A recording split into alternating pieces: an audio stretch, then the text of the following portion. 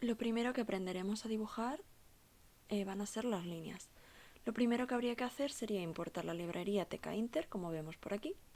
Crearíamos un marco, un frame, donde vamos a trabajar y le daríamos los tamaños. Ahora, para dibujar tenemos que importar el objeto Canvas, que lo vamos a llamar lienzo, que es donde pintaremos. En esta práctica en concreto vamos a pintar dos tipos de líneas, una horizontal y líneas diagonales.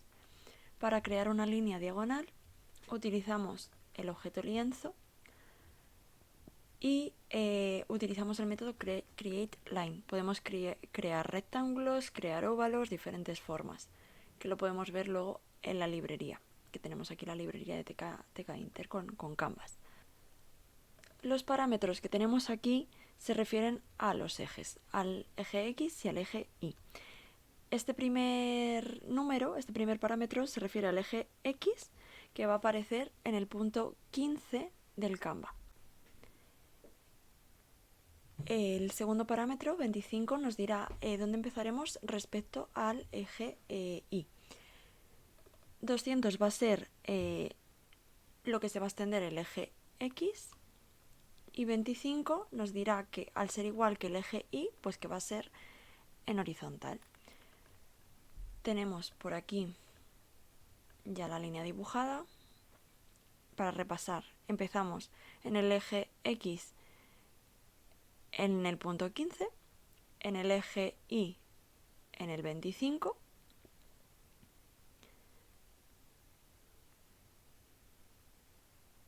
luego el eje X se va a extender 200 y como el eje Y ni tiene números, o sea, cambia en ningún aspecto, va a ser horizontal, ni va para arriba ni va para abajo, se mantiene. Si queremos crear una línea diagonal, haremos lo siguiente. En este caso hemos pintado una línea diagonal que empieza en el eje X y está situada en el eje 25, que está situada en el eje Y en el punto 25. Se extiende 200 y vemos que en el eje Y se extiende 250. No es igual que 25 porque si no sería horizontal. Es 225 hacia abajo. Si quisiésemos hacer otra línea paralela, simplemente volveríamos a utilizar, llamaríamos al objeto con un método, pondríamos los mismos parámetros y si fuese paralela cambiaríamos el eje Y y su extensión, y con este atributo lo que hacemos es crear una línea punteada. Este será los puntos coloreados, por así decirlo, en negro y en blanco. Lo vamos a ejecutar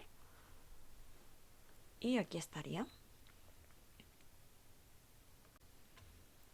También podemos crear líneas con varios parámetros. Por ejemplo, aquí le estamos diciendo que empiece en el eje X y, o sea, con los parámetros de eje X 10 y eje Y 100. Que se extienda 10, 10 y luego igual, que baje. Vale, en este caso vamos a empezar a trabajar con líneas con varios parámetros. Vamos a dibujar, por ejemplo, una letra, la letra A. Empezamos creando una línea con estos parámetros, le decimos que empiece en el eje X y en el eje Y que sea 100, que se extienda el eje X a 10 y el Y igual a 10. Y si lo ejecutamos, tenemos aquí la primera línea. Vale, queremos crear ahora esta línea de aquí de la A. Pues le pasaremos el siguiente parámetro. Le pasamos los parámetros, a ver, 1, 2, 3, 4. Le pasamos los parámetros 10, 10, que se extienda a 40 y que se mantenga ahí. O sea, simplemente va a hacer una línea al principio de la otra de forma horizontal. Y ahora ya para bajar le pasamos los últimos parámetros que serían, ponemos aquí la coma, 40, 100, F5 y ya tenemos lo que es la A, faltaría el palito del medio. Y eso lo hacemos creando otra línea con los parámetros de 10 a la mitad, que se extienda a 40, igual que la parte de arriba, y que se mantenga en el eje Y. Y al ejecutarlo, ya tenemos nuestra A. Ahora, en vez de líneas, vamos a dibujar figuras. Aquí vemos que hemos dibujado un rectángulo y un óvalo. Vamos a comentar esto para ver primero el rectángulo. Creamos el rectángulo y le damos estas dimensiones, estos parámetros, 10, 10, 200, 200. Y con el atributo, con la propiedad outline, le podemos dar color a lo que es el borde y con fill lo rellenamos. Al ejecutarlo, veremos este rectángulo. Y si queremos dibujar algo más, por ejemplo, un óvalo dentro o un círculo, tenemos la propiedad createOval, le damos estos atributos. En este caso va a salir un círculo porque el eje X y el Y son iguales. Si lo cambiamos, por ejemplo, ponemos 250, sí que nos va a salir un óvalo. Ahí está, y además se sale del dibujito. Pero si pusiésemos 200, sí que va a ser un circulito. Muy bien. Vemos aquí una propiedad nueva que es el width, que es el ancho del outline, para que se vea bien. Bien, en este caso vamos a aprender a dibujar diferentes formas en un bucle.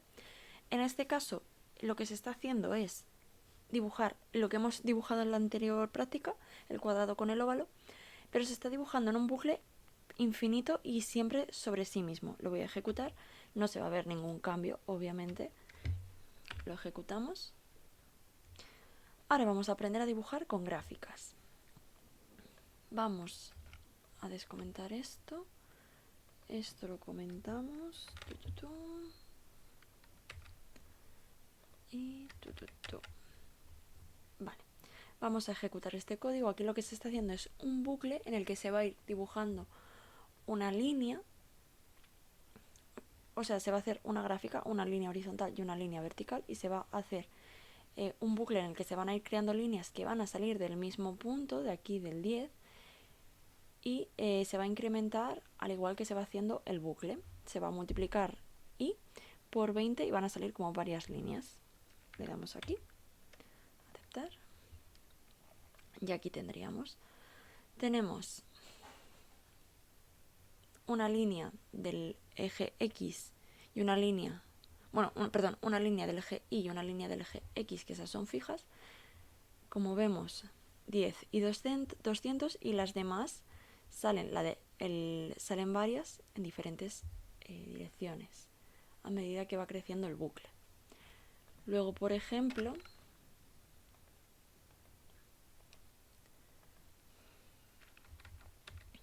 les comentamos esto y esto. Esto aquí, ti.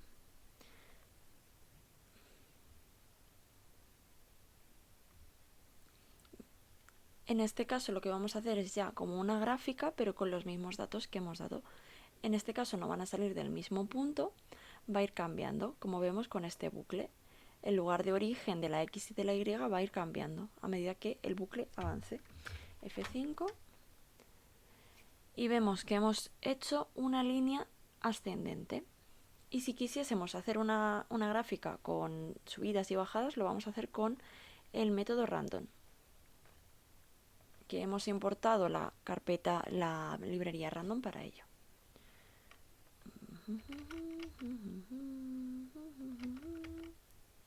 Vale, hacemos así. No. Vale. Ejecutamos el programa y vemos que nos sale una gráfica totalmente random. Lo volvemos a ejecutar, vuelve a salir otra, lo volvemos a ejecutar, salen diferentes. Aquí tenemos el lienzo, o sea, la base de donde vamos a partir. Creamos las variables, la X y la Y, la base. Y aquí lo vamos a ir actualizando. La X va a ser siempre igual.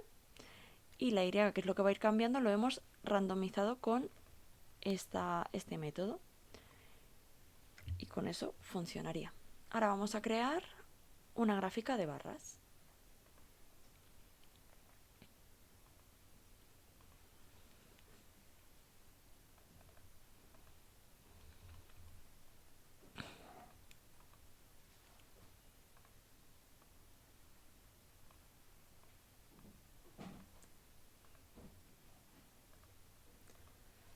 Vale, la gráfica de barras es prácticamente igual, lo único que estamos creando es un rectángulo en vez de líneas, le ponemos los valores para que se vaya creando, ejecutamos y ahí tendríamos nuestro gráfico de barras. Vemos que también es random, casi siempre es diferente. Hacemos otro para que se vea y con esto ya estaría. Bien, ahora hablaremos de herencia. Para ello vamos a crear la clase gato. Le vamos a dar un método inicializador y una propiedad, que por ejemplo maulle. Lo tenemos aquí. Hemos creado la clase gato.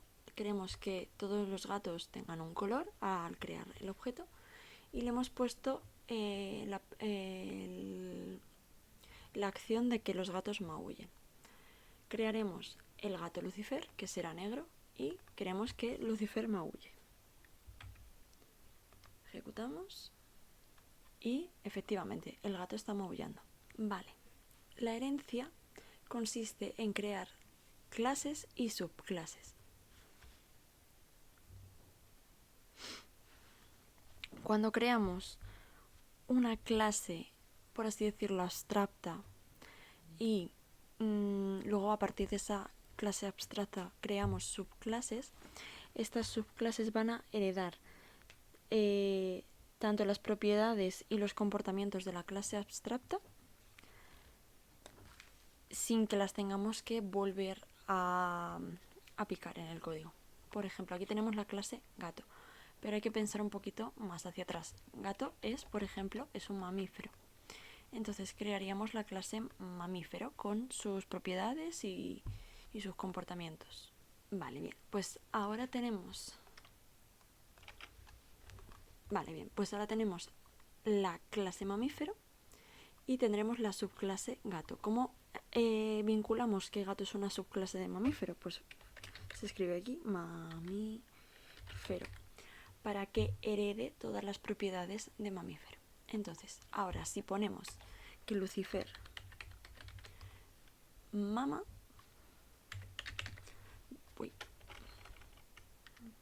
punto mama, aunque dentro de la propia clase gato no aparezca, sí que se va a realizar esta función porque lo hereda de mamífero. Y ejecutamos y efectivamente funciona. Y esto se puede abstraer todavía más. Un mamífero, ¿qué es? Es un animal.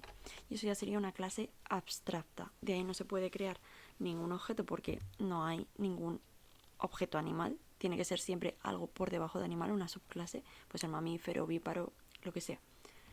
Y esas clases abstractas como tal tendrán unas características que, por ejemplo, que engloban toda esa clase para que todo lo que creamos a partir de ella lo tengan. Pues por ejemplo, si creamos la clase abstracta persona, pues todas las personas van a tener nombre, edad, color de pelo, o sea, características inherentes. Y luego ya a partir de ahí pues podemos ir especificando, pues esta persona puede ser estudiante y esta persona puede ser profesor. Y ya ahí como que vamos simplificando en las subclases. Vale, y ahora para ver cómo sería hacer la clase abstracta, tenemos aquí la clase abstracta animal. Vemos que animal no hereda de nada, pero mamífero sí que habría que ponerle que hereda de animal. Y todos los animales van a saltar. Y, por ejemplo, Lucifer, como es Lucifer hereda también de animal, pues puede saltar. Salta, así. Y F5. Y como podemos ver, así funciona la herencia. Esto luego se puede aplicar para muchísimas más cosas. Ahora a continuación vamos a probar un poquito a trabajar con objetos para crear una pequeña animación. Y más adelante, gracias a esto, podremos crear animaciones más complejas.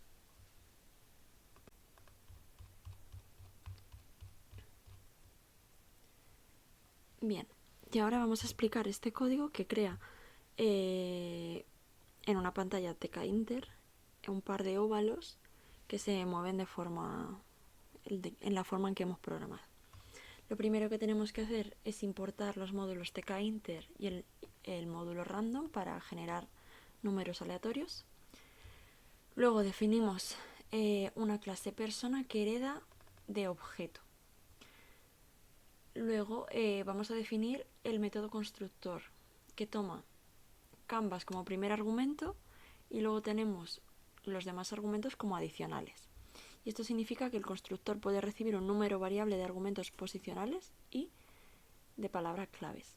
Aquí tenemos ya definido el canvas, el ID para crear el óvalo y la velocidad del eje X y la velocidad del eje Y. Bien. Luego definimos el método mover, que pertenece a la clase persona, porque está dentro. Obtiene aquí las coordenadas del rectángulo, del óvalo, en el lienzo. Luego obtendrá también, aquí tenemos las velocidades que se asignan de forma random entre -1 y 1 para que no se salgan del cuadrado. Y esto es la función para que pueda moverse.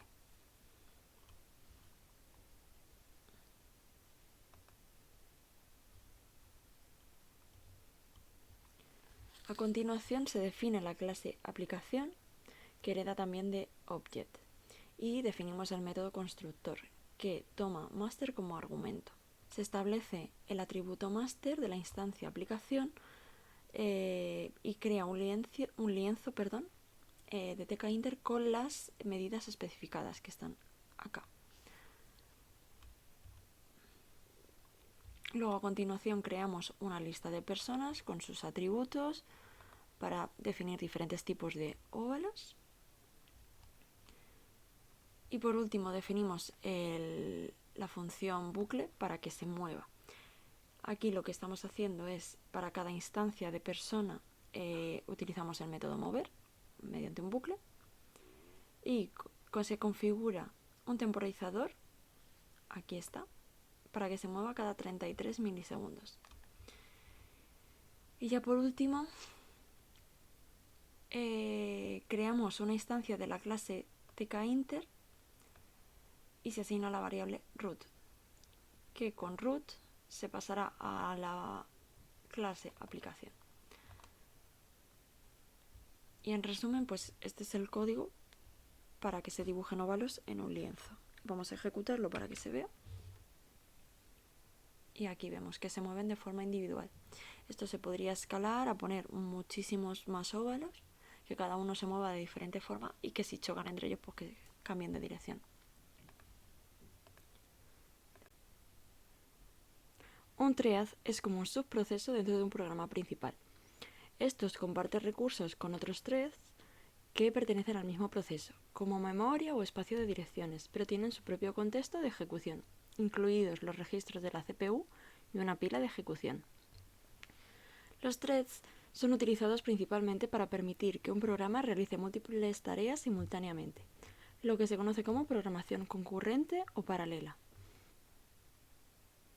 Algunos casos de usos comunes para threads en Python son la mejora de la capacidad de respuesta o el procesamiento en paralelo. Vale. Ahora, hablando del código, hemos creado aquí un código que crea 400 threads que ejecutan la función trabajador en paralelo. Empezamos importando los módulos threading, time y math. Luego se define la función llamada trabajador, que toma un argumento número. Esta función